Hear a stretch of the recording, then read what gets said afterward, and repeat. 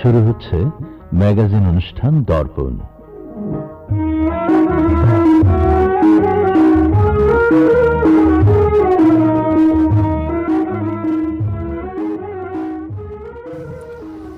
শ্রোতা সঙ্গীরা, রাত জেগে যে জেলে মাছ ধরে, ভোরের সূর্যোদয় দেখতে তাকে আকাশে তাকাতে হয় না। নদীর জল দর্পণ হয়ে জানিয়ে দেয় ঝিকিমিকি সূর্যের উপস্থিতি। ক্রমান্বয়ে জাগে পাখি, মেলে আঁখি, প্রাণ পেতে থাকে নতুন দিন। আমাদের শ্রোতারা জেগে ওঠে। ছুটির দিনে কিছুটা আলস্য থাকলেও সময় মতো রেডিওটা টিউন করতে তাদের ভুল হয় না। সুপ্রিয় বন্ধুরা, আর আমরা অপেক্ষায় থাকি আয়োজনের ঝাঁপি মেলে ধরতে। কথার মালা গেঁথে আপনাদের জানিয়ে দিতে চাই বাংলাদেশের জাতীয় ইতিহাস, ঐতিহ্য, সংস্কৃতি যত দূরেই থাকুন না কেন, নিমেষেই আপনারা চলে আসেন আমাদের খুব কাছে। আর দেরি নয়, আজ দিন কাটুক ভালো, এই প্রত্যাশা নিয়ে শুরু করি আজকের ম্যাগাজিন অনুষ্ঠান দর্পণ। প্রীতি ও শুভেচ্ছা জানাই দর্পণের সব শ্রোতা বন্ধুদের।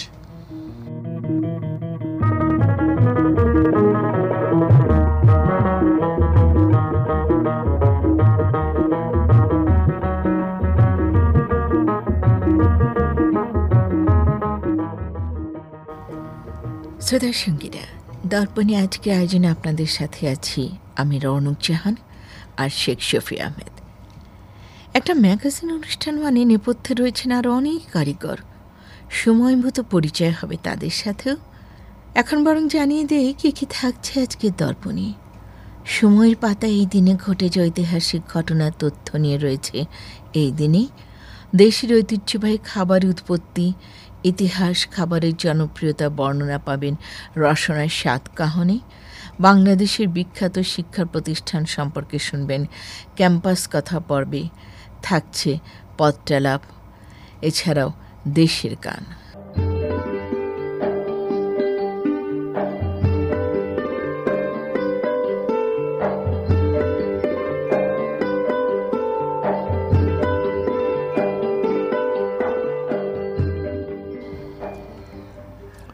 সুপ্রিয় বন্ধুরা, তো জেনে নিলেন আজকের দর্পণ সূচি। আগামী 24 ঘন্টায় আপনার জীবনেও ঘটে যাবে নানা ঘটনা, কিন্তু আনন্দের কিছু বেদনার। ঘটনাবহুল সময় পেরুবে বিশ্ববাসী, মৃত্যুর মিছিল বড় হতে থাকবে। নিরাপদ জীবন চাইলেও রাস্তায় বের হয়ে ঘটে যেতে পারে দুর্ঘটনা। এরই মাঝে দেশের পূর্বাঞ্চলের লাখো লাখো মানুষ বন্যায় বিপর্যস্ত। কালের পরিক্রমায় সেখান থেকেও কোনো কোনো ঘটনা হয়তো ভবিষ্যতে আশ্রয় নিতে পারে এই দিনের পাতায়। আনন্দে কাটুক প্রতিটি দিন, নতুন দিনের সূর্যোদয়, এই হোক আমাদের প্রত্যাশা। শুরু করি নিয়মিত আয়োজন এই দিনে।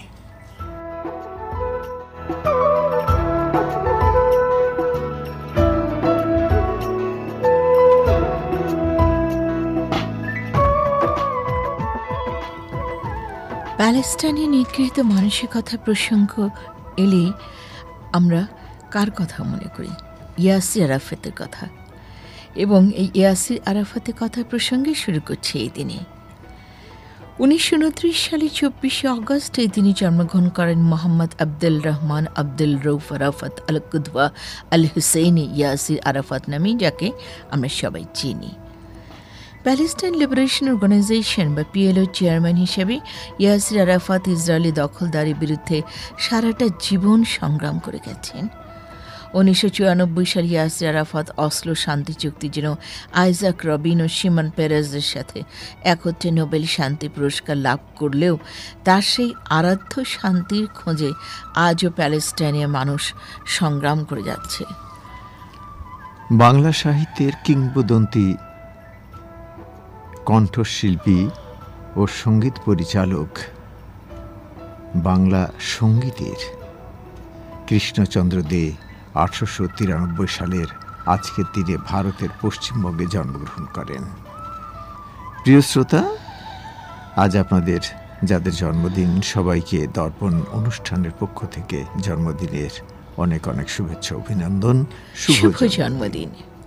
বন্ধুরা, প্রায় 2000 বছর আগে 79 খ্রিস্টাব্দে এই দিনে ভেসুভিয়াস পর্বতে আগ্নেয়গিরির অগ্নুৎপাতে ধ্বংস হয়ে যায়। কোন নগরীটি জানেন? ইতালির বিখ্যাত পম্পেই নগরী। ইতালির কাম্পানিয়া অঞ্চলে আধুনিক নেপলসের কাছে ছিল পম্পের অবস্থান। সর্বনাশ অগ্নিপথে ৬০ ফুট উঁচু ছাই আর লাভার নিচে শহরটি চাপা পড়ে যায়। মারা যায় পম্পেয়াই ও আশেপাশের শহরের ২ লাখ অধিবাসী। ইউনেস্কো পম্পেয়াই নগরীর সাথে পার্শ্ববর্তী শহর হেরকুলেনিয়াম ও অপ্লান্তাসকেও বিশ্ব ঐতিহ্যবাহী স্থান হিসেবে তালিকাভুক্ত করেছে। 1821 সালের আজকের এই দিনে মেক্সিকো স্পেনের উপনিবেশ থেকে মুক্ত হয়ে স্বাধীনতা লাভ করে। প্রথম বিশ্বযুদ্ধ চলাকালে 1913 সালের এই দিনে ফ্রান্স ও সোভিয়েত ইউনিয়নের মধ্যে পরস্পরকে আক্রমণ না করার চুক্তি স্বাক্ষরিত হয়। পানামা ও উরুগুয়াই 1972 সালের এই দিনে বাংলাদেশকে স্বাধীন দেশ হিসেবে স্বীকৃতি দেয়। ইউক্রেন ও রাশিয়ার চলমান যুদ্ধের কথা তো আমরা সবাই জানি, তাই না? 1991 সালের এই দিনে পূর্ব ইউরোপের দেশ ইউক্রেন সাবেক সোভিয়েত ইউনিয়ন থেকে আলাদা হয়ে স্বাধীনতা লাভ করে। একই দিনে আরও সার্বভৌমত্ব ঘোষণা করে তুর্কমেনিয়া। 1988 সালের এই দিনে আমরা হারিয়েছি সাংবাদিক সাহিত্যিক আবু জাফর শামসুদ্দিনকে। সাংবাদিক আবু জাফর শামসুদ্দিন অল্পদর্শী ছদ্মনামে নিয়মিতভাবে সংবাদ পত্রিকায় বৈহাসিকের পার্শ্ব চিন্তা নামে কলাম লিখতেন। তার রচিত পদ্মা মেঘনা যমুনা ও ভাওয়ালগড়ের উপাখ্যান বাংলা সাহিত্যের অনন্য গ্রন্থ। উপন্যাস, ছোট গল্প, মননশীল প্রবন্ধ লিখে তিনি খ্যাতি অর্জন করেন। সাহিত্যকর্মের স্বীকৃতিস্বরূপ পেয়েছেন 21 পদক ও বাংলা একাডেমি পদক। আজকের এই দিনে আমরা তাঁর বিদেহী আত্মার শান্তি কামনা করছি। 1927 সালের আজকের দিনে মৃত্যুবরণ করেন মিশরের জাতীয় নেতা সাদ জগলুল পাশা। শ্রোতা বন্ধুরা, দর্পণ থেকে সকল মৃত ব্যক্তিদের স্মরণ করছি এবং তাঁদের আত্মার মাগফিরাত কামনা করছি।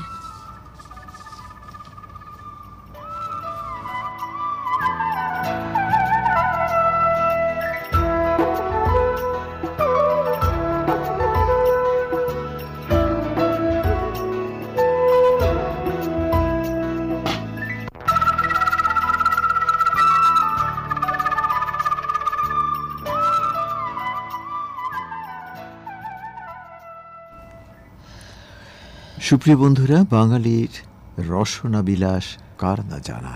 ঐতিহ্যগতভাবেই আমরা খেতে পছন্দ করি, অন্যকে খাওয়াতেও কিন্তু আমরা খুবই পছন্দ করি। বোধ করি আমাদের মতো আর কোনো জাতি খাবারের পেছনে এতটা সময় ব্যয় করে না। চর্যাপদে চেন্ডন সাদ লিখেছিলেন, হাঁড়িতে ভাত নাহি নীতি আবেশী, ভাতের জন্য এই দুঃখ সময়ের আবর্তে নানা পদের খাবারে ঘুরপাক খেয়েছে আমাদের দাদি নানি, যে খাবার খেয়ে তৃপ্তির ঢেকুর তুলতেন। এই কালের ছেলে মেয়েদের পছন্দের তালিকা আর সেই একই রকম নেই। বাঙালি বাছাই করা রকমারি খাবারের বর্ণনা গ্রন্থরা করেছেন শেখ শাকিল আহমেদ, আর উপস্থাপনায় উপমা শিরিন।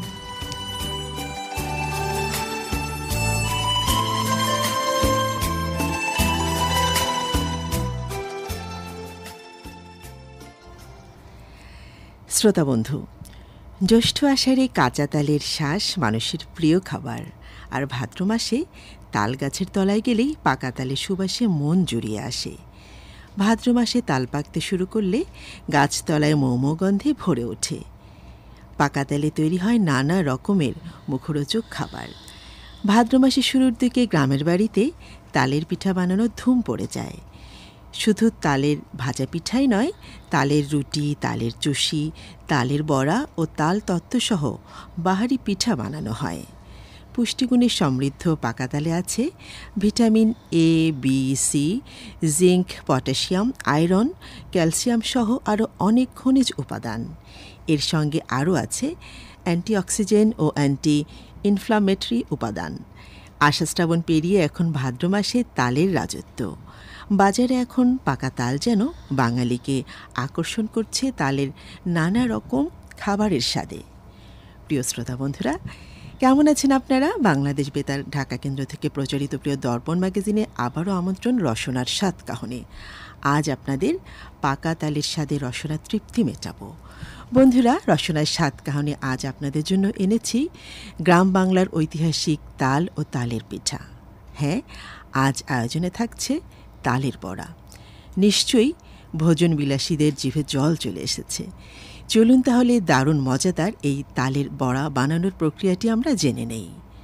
তালের বড়া বানাতে প্রয়োজনীয় উপকরণগুলি হচ্ছে তাল, চালের গুঁড়া, চিনি, নারিকেল, জিরা। প্রথমে তাল বড়া বানাতে পরিমাণ মতন চাউল একটি পাত্রে ভিজিয়ে রাখুন। এবার একটা পাকা তাল নিয়ে ভালো করে খোসা ছাড়িয়ে নিন। তারপর একটি বড় পাত্রে তালকে ভালো করে কচলিয়ে তা থেকে রস বের করে নিতে হবে। তালের রস চুলায় জাল দিয়ে ঘন করতে থাকুন। এরই ফাঁকে ভিজিয়ে রাখা চাউল একটি শিলপাটায় ভালো করে বেটে বড়া বানানোর উপযুক্ত করে নিন। তালের রস ঘন হয়ে আসলে তা চুলা থেকে নামিয়ে রাখুন। এবার চালের গুঁড়ার সাথে পরিমাণ বা স্বাদ মতো গুড় বা চিনি, নারিকেলের কুচি একসাথে মিশিয়ে জাল করে নিন। এবার ঘন করে রাখা তাল এবং পরিমাণ মতন একটু পানি একসাথে নিয়ে ভালোভাবে মেশাতে থাকুন। লক্ষ্য রাখতে হবে পিঠার খামির যেন বেশি পাতলা বা বেশি শক্ত না হয়। আর হ্যাঁ, পিঠার খামিরের মধ্যে অল্প কয়টা জিরা দিলে পিঠা ভাজার পর একটা সুন্দর সুবাস আসবে। তবে অনেকেই আবার জিরা পছন্দ করেন না, তাই জিরা না দিলেও চলবে। সব উপকরণ ভালোভাবে মেশানো হয়ে গেলে একটা কড়াইতে পরিমাণ মতন তেল নিতে হবে এবং তেলটা ভালোভাবে গরম হলে পিঠার গোলাটাকে হাত দিয়ে গোল আকৃতির করে ছোট ছোট করে তুলে ছেড়ে দিয়ে অপেক্ষা করুন।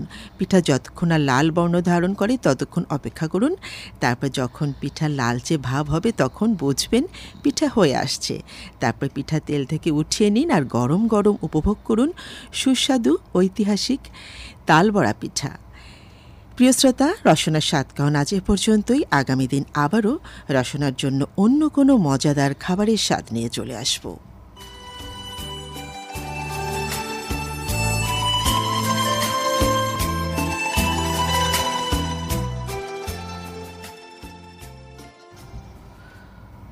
শ্রোতা বন্ধুরা, রসনার স্বাদ গান শুনতে শুনতে জিভে জল চলে আসছিল।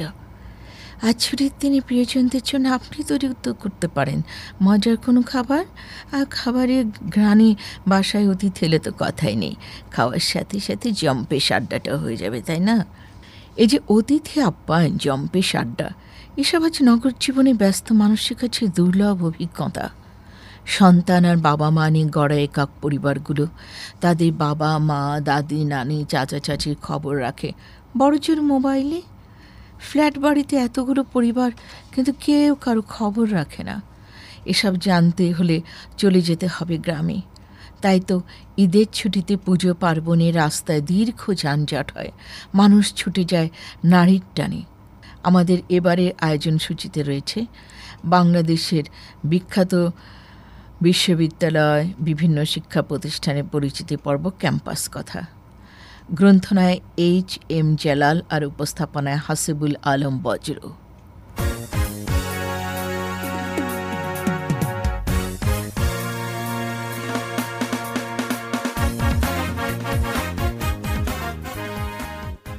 বাংলাদেশের অন্যতম সেরা উচ্চশিক্ষা প্রতিষ্ঠানের মধ্যে একটি নাম খুলনা বিশ্ববিদ্যালয়।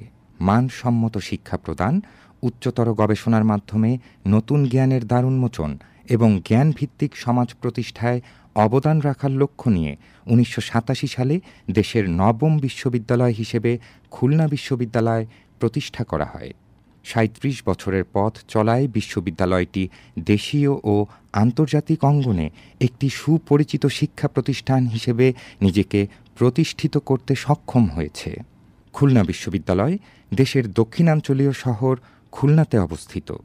খুলনা মহানগর থেকে 3 কিলোমিটার পশ্চিমে খুলনা সাতক্ষীরা মহাসড়ক সংলগ্ন ময়ূর নদীর পাশে গল্লামারী নামক জায়গায় বিশ্ববিদ্যালয়টির অবস্থান।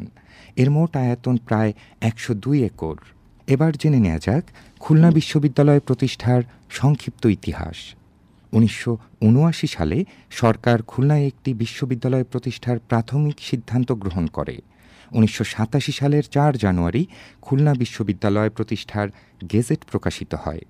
1991 সালের 31 আগস্ট 4টি বিভাগে 80 জন শিক্ষার্থী নিয়ে বিশ্ববিদ্যালয়ের শিক্ষা কার্যক্রম শুরু হয়। বাংলাদেশ প্রকৌশল বিশ্ববিদ্যালয়ের অধ্যাপক ডক্টর গোলাম রহমান ছিলেন খুলনা বিশ্ববিদ্যালয়ের প্রথম উপাচার্য। বর্তমানে 6টি অনুষদের অধীনে ২৬টি বিভাগে শিক্ষা কার্যক্রম পরিচালিত হচ্ছে। এর শিক্ষার্থী সংখ্যা প্রায় ৭,০০০। বিশ্ববিদ্যালয়টিতে ৩৯৬ জন পূর্ণকালীন শিক্ষক রয়েছেন। বিশ্ববিদ্যালয় ক্যাম্পাসে ২টি প্রশাসনিক ভবন, ৩টি একাডেমিক বিল্ডিং, গ্রন্থাগার, শিক্ষার্থীদের জন্য 3টি আবাসিক হল ছাড়াও রয়েছে ক্যাফেটেরিয়া, ব্যাংক, মসজিদ, মুক্তমঞ্চ, শহীদ মিনার ইত্যাদি। খুলনা বিশ্ববিদ্যালয়ের কেন্দ্রীয় গ্রন্থাগারে প্রায় ৫০,০০০ বই ও প্রায় ৫,০০০ জার্নাল রয়েছে। শিক্ষা কার্যক্রমের পাশাপাশি গবেষণা কাজেও খুলনা বিশ্ববিদ্যালয় এক ধাপ এগিয়ে। শিক্ষকদের গবেষণার জন্য ২০০০ সালে প্রতিষ্ঠিত হয় খুলনা বিশ্ববিদ্যালয় গবেষণা কেন্দ্র। এছাড়া সুন্দরবনের নিকটবর্তী হওয়ায় ম্যানগ্রোভ বন নিয়ে বিশ্ববিদ্যালয়টি নিয়মিত গবেষণা পরিচালনা করে থাকে। এই উদ্দেশ্যে ২০০৩ সালে প্রতিষ্ঠিত হয় centre for integrated studies on the Sundarbans. বিশ্ববিদ্যালয়ে যেসব গবেষণাগার রয়েছে তার মধ্যে উল্লেখযোগ্য হল কম্পিউটার গবেষণাগার, বিল্ডিং সায়েন্স গবেষণাগার, বায়োটেকনোলজি গবেষণাগার ইত্যাদি। এছাড়াও রয়েছে centre for geographic information system, seismograph machine এবং কোস্টাল ফিশারিজ রিসার্চ স্টেশন। সংস্কৃতির নগরী হিসেবে প্রসিদ্ধ খুলনার সংস্কৃতি চর্চার অন্যতম কেন্দ্র হল বিশ্ববিদ্যালয় ক্যাম্পাস। এই বিশ্ববিদ্যালয়ে ২০টিরও বেশি সাংস্কৃতিক সংগঠন রয়েছে, যারা নিয়মিত সংস্কৃতি চর্চার মাধ্যমে শিক্ষার্থীদের মানসিক ও মানবিক বিকাশ ত্বরান্বিত করে। এছাড়াও রয়েছে কমিউনিটি ক্লাব, বিতর্ক সংগঠন ও খেলাধুলার নানা আয়োজন। খুলনা বিশ্ববিদ্যালয় থেকে স্নাতক ও স্নাতকোত্তর ডিগ্রি নিয়ে শিক্ষার্থীরা দেশে এবং বিদেশে সফলতার সঙ্গে কাজ করছে। উচ্চশিক্ষার সম্প্রসারণ ও গবেষণায় এই বিশ্ববিদ্যালয়ের গ্র্যাজুয়েটরা অসামান্য অবদান রেখে চলেছে। খুলনা বিশ্ববিদ্যালয়ে পড়াশোনার পরিবেশ খুবই উন্নত। বাংলাদেশের উচ্চশিক্ষায় খুলনা বিশ্ববিদ্যালয়ে এক অনন্য নজির স্থাপন করতে সক্ষম হয়েছে। দর্পণের পক্ষ থেকে খুলনা বিশ্ববিদ্যালয়ের জন্য নিরন্তর শুভকামনা।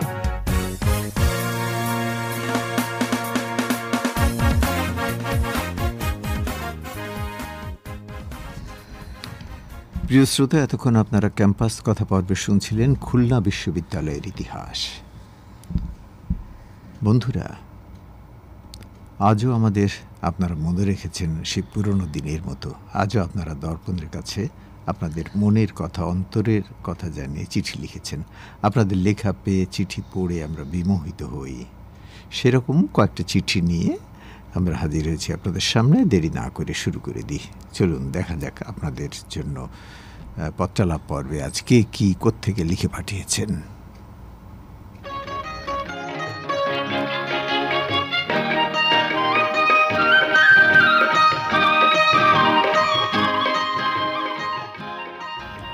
শ্রোতা সঙ্গীরা, কেমন আছেন সবাই?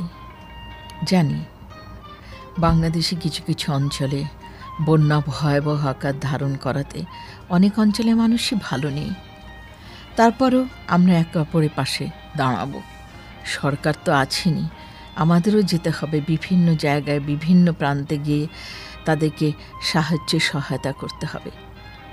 তো স্বাভাবিকভাবেই এ সপ্তাহে চিঠি একটু কম এসছে। পরিস্থিতি ঠিক হয়ে গেলে তখন হয়তো আবার সুন্দরভাবে আগের মতো চিঠি আসবে। প্রথম চিঠিটি ওই যে আমি বলে থাকি না যে নিয়মিতভাবে লেখে, সেরকম মধুমতি বেতার শ্রোতার সঙ্গ থেকে এসছে। লিখেছেন ফয়সাল আহমেদ শিপন, ঘোড়াদাড়ি, সুলতানশাহ, গোপালগঞ্জ। আপনার চিঠিটা অনেক আগের, তবুও আমি পড়ছি এটুকু বোঝাবার জন্যে যে চিঠি হাতে আসলাম না, পড়ি। ৩রা জুলাই গ্রামীণ জীবন পর্ব আপনার খুব ভালো লেগেছে, পাহাড় প্রকৃতি ভালো লেগেছে।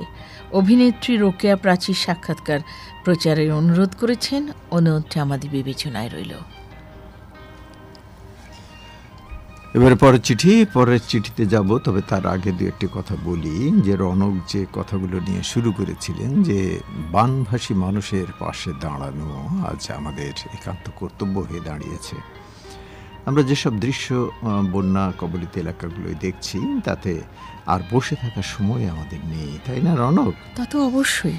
তো আমরা আমাদের এই শ্রোতা বন্ধুরা যারা আমাদের কাছে চিঠি লিখে থাকেন, বিভিন্ন শ্রোতা সংঘের ব্যানারেই কিন্তু তারা আমাদের কাছে চিঠি লিখেন এবং নানান কথা লিখে, তাদের মনের কথা লিখে আমাদের কাছে অনেক কিছু জানতে চান। আমরা আজকে সেই শ্রোতা সংঘগুলোর কাছে আমরা আবেদন রাখবো, অনুরোধ রাখবো যে এই সময়ে আপনারাও তাদের পাশে গিয়ে দাঁড়ান, আপনারা উদ্যোগ নিন। দেশের মানুষ আপনাদেরকে অবশ্যই মনে রাখবে। যাই হোক, চিঠি হাতে নিলাম। হাবিবুর রহমান হাবিবের চিঠি, সাধারণ সম্পাদক, দিঘি বেতার শ্রোতা সংঘ, সাগর দিঘি, ঘাটাইল, টাঙ্গাইল থেকে আপনার চিঠি। আপনি লিখেছেন, দর্পণ পরিবারের সকলের প্রতি রইল বেলি ফুলের শুভেচ্ছা। ভাই হাবিবুর রহমান, আপনার প্রতিও আমাদের অনেক অনেক শুভেচ্ছা রইল। 4/8/2024 প্রচারিত দর্পণ আমার কাছে ভালো লেগেছে। এছাড়াও 18/8/24 প্রচারিত সকল পর্ব আমার ভালো লেগেছে। প্রাণের গীত, তারার সাথে কিছুক্ষণ, আজকের এই দিনে আমার প্রিয় পর্ব। খুব ভালো লাগলো চিঠি পেয়ে। আসলে এই ধরনের চিঠি পেলে আমাদেরও কিন্তু খুব ভালো লাগে যে আমাদের শ্রম বুঝি সার্থক হয়েছে, আমাদের অনুষ্ঠান ভালো লেগেছে। তবু ভাই হাবিব, আপনার কাছে আমরা অনুরোধ রাখবো যে আমাদের প্রতিদিনের সবগুলো পরিবেশনা মনোযোগ দিয়ে শুনবেন এবং ভালো মন্দ আমাদেরকে অবশ্যই লিখে জানাবেন কেন ভালো লাগলো। যদি কোনোটা পর্ব ভালো না লাগে সে কথাও কিন্তু আমাদেরকে লিখে জানাবেন। অনেক অনেক ধন্যবাদ চিঠির জন্য। আবার লিখবেন কেমন? পরের চিঠিটি লিখেছেন ইকবাল হোসেন, সভাপতি, যৌতুক মুক্ত বেতার শ্রোতা সংঘ, কাঞ্চিকাটা, কাটাবাড়িয়া, মনোহরতি, নরসিংদী থেকে। আপনিও নিয়মিত চিঠি লিখে থাকেন। আজ কি লিখেছেন দেখি? বাহ, ছোট্ট একটা কবিতা। সেটা হলো, হে প্রিয় দর্পণ, তোমাকে মনে পড়ে আমার সারাক্ষণ। তুমি আমার হৃদয়ের বন্ধন, ভালোবাসার স্পন্দন। ভাইয়া আপু, আপনারাই বেতারের সেরা জুটি। সে কথা তো গ্যারান্টিতে বলা যাচ্ছে না, কিন্তু আপনাদের যে ভালো লাগে এটাই অনেক। আর অনুষ্ঠান সম্পর্কে আমাদের জানিয়ে চিঠি লিখবেন। এবারে চিঠিপত্রের শুরুতেই সালাম ও একান্ত শুভেচ্ছা রইল। কে লিখেছেন পরে বলছি। আপনাকেও আমাদের পক্ষ থেকে সালাম এবং অনেক অনেক শুভেচ্ছা। আপনি লিখেছেন, আমি নতুনভাবে যুক্ত হলাম, তবে এই দর্পণ অনুষ্ঠানটি আমি পূর্ব হতে শুনে আসছি। অনেক ভালো কথা। আমার হাতের লেখা ভালো হয় না, তবু সভাপতির অনুরোধেই লিখলাম। আসলে আপনি যে বেতার শ্রোতা সংখ্যে আছেন সেই সভাপতির অনুরোধ লিখছেন, তবে আপনার হাতের লেখা ভালো হয় না এ কথা কিন্তু আপনি নিজেই ঠিকই বলেছেন। যাই হোক, এর পরে চেষ্টা করবেন একটু লেখা ভালো করে, তাহলে আমাদের পড়তে সুবিধা হবে। যদি আমার চিঠি দর্পণে পড়ে দেন তবে লিখব। পড়তেছি তো ভাই। দর্পণে ভালো লাগে কৌতুক, শ্রমকণ্ঠ, যুগের স্বাদ, যুগের পোশাক ইত্যাদি সহ বেশ কিছু পর্ব। অনেক অনেক ভালো লাগলো এই কথাগুলো শুনে। আমি এই প্রথম চিঠি লিখছি, ভুল দুটি ক্ষমা করবেন। অবশ্যই অবশ্যই ক্ষমা সুন্দর দৃষ্টিতেই আমরা দেখব যে আমাদের শ্রোতা বন্ধু কি লিখেছেন, তার মনের কথা কি আমাদের অনুষ্ঠান সম্পর্কে। এগুলি আমাদের কাছে বিশেষ কথা আর কি। আমার একটি অনুরোধ আছে। কি অনুরোধ রে ভাই? একজন বাবুর্চির সাক্ষাৎকার শোনাবেন। এর আগে এই ধরনের কোনো সাক্ষাৎকার আমরা প্রচার করেছি বলে মনে নেই, তবে আপনার এই অনুরোধটি অবশ্যই আমরা মনে রাখলাম, স্মরণে রাখলাম। ইচ্ছে মতো পূরণ করতে চেষ্টা করব। আমি রেডিও শুনতাম না, আমার সভাপতি আমাকে রেডিও উপহার দিয়েছেন। এখন থেকে নিয়মিত শুনবো। আপনার সভাপতিকেও অনেক অনেক ধন্যবাদ। আপনি যে নিয়মিত শুনবেন বলে জানিয়েছেন, এই জন্য আপনার অনেক অনেক সফলতা আমরা কামনা করছি। আপনার ভালো থাকবেন এবং আমাদের কাছে আমাদের অনুষ্ঠানের বিষয়াদি নিয়েই চিঠি লিখবেন। আমার নামটা যদি বলে দেন দর্পণে তাহলে লিখব। সভাপতি বলেছেন চিঠি লিখলে হাতের লেখা ভালো হয়। অবশ্যই অবশ্যই ভালো কথাই বলেছেন। আপনাদের দর্পণকে ধন্যবাদ। চিঠি লিখেছেন মোহাম্মদ শহীদুল ইসলাম সেলিম, ছায়াপথ বেতার শ্রোতা সংঘর সদস্য, সিএনবি পাড়া, চুয়াডাঙ্গা থেকে। অনেক অনেক ধন্যবাদ ভাই আপনাকে। আবার লিখবেন আমাদের কাছে কেমন? আবার শনিবার পত্রালাপ অনুষ্ঠানে।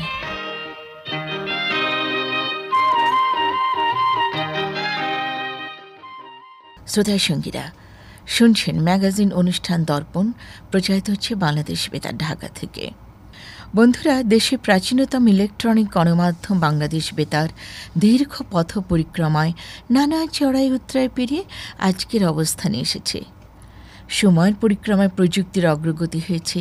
আজকের ডিজিটাল বাংলাদেশে মানুষের কাছে ইলেকট্রনিক মিডিয়া হিসেবে রেডিওর পাশাপাশি টেলিভিশন সহ নানা অনলাইন মিডিয়া রয়ে গেছে। সে কারণে এফএম, মোবাইল ফোন, অনলাইনকে কে কীভাবে আজকের দর্পণ শুনছেন বলতে পারছি না।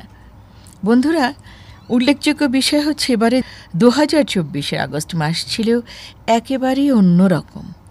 গণ অভ্যুত্থান উত্তাল বাংলাদেশ দেখেছে কিভাবে ছাত্রছাত্রীদের আন্দোলন সারা দেশের আপামর মানুষকে উজ্জীবিত করতে পারে। বারবার ঘুরে ফিরে এসেছে জেনারেশন জি বা জেএনজির কথা। 1971 সালে যেমন স্বাধীন বাংলা বেতার কেন্দ্রের দেশাত্মবোধক গান গণমানুষকে উজ্জীবিত করেছিল, এবারে আন্দোলনেও তেমনি দেশাত্মবোধক গান ছিল সবার সঙ্গী। শহীদ মিনারে লাখো লাখো মানুষের কণ্ঠে ধনধান্য পুষ্প ভরা গানটির ভিডিও তো রীতিমতো ভাইরাল হয়ে গেছে। সুপ্রিয় বন্ধুরা, একটি দেশাত্মবোধক গান আমাদের আজকের দর্পণে সবশেষ পরিবেশনা। গানটি শুনব শিল্পী সামিনা চৌধুরীর কণ্ঠে।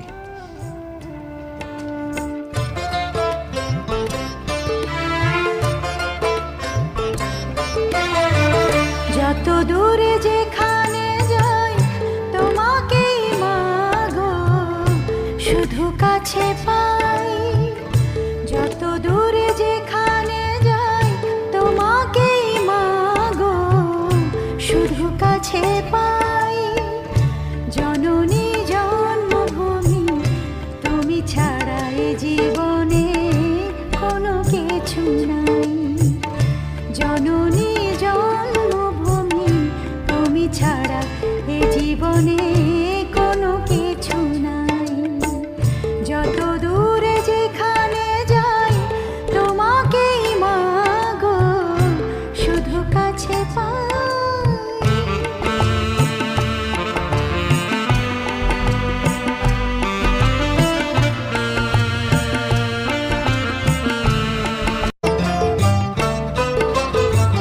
তোমার সাগর আর নীলিমার নীল, যত দূরে যাই মাগো দূরে স্মৃতিতে ঢেউ তোলে ঝিলমিল। শুনছিলেন দেশের গান। আজকের দর্পণ গ্রন্থনায় ছিলেন শেখ মোহাম্মদ রেফাত আলী, প্রকৌশল সহযোগিতা সৈয়দ রবিউল ইসলাম, প্রযোজনায় সহযোগিতা মোহাম্মদ ওয়াকিবুর রহমান, তত্ত্বাবধানে ছিলেন শাহজাহান জামান চৌধুরী এবং দর্পণ অনুষ্ঠানটি প্রযোজনা করলেন আশিকুর রহমান।